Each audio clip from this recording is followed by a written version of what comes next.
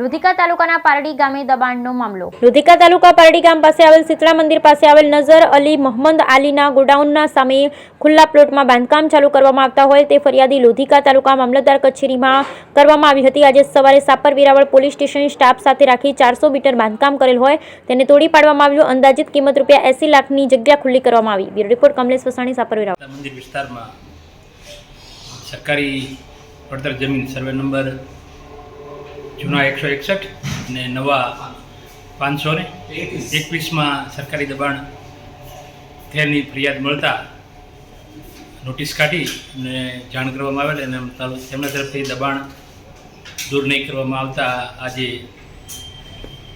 Police બંદોબસ્ત સાથે અંદાજિત 300 થી 400 મીટર સરકારી જમીનમાંથી દબાણ દૂર કરવામાં આવેલ છે અને લગભગ 60-70 લાખની કિંમતની સરકારી જમીન ખુલ્લી કરાવેલ છે। તો સાહેબ, પારડીમાં આ રીતે દબાણો હાલની તકે થઈ રહ્યા છે। જી, આગેવાનો દ્વારા આ રજૂઆત કરવામાં આવે છે સરપંચ, તલાટી, મંત્રીને, તો કંઈ કાર્યવાહી નથી થતી? ના, એટલે સરકારી પડતર જમીનમાં અમારી દબાણ દૂર કરવાની કાર્યવાહી જે કાયદાકીય પ્રોસિજર હોય એ પ્રમાણે ચાલુમાં જ છે, એટલે એ કોઈ પ્રશ્ન નથી।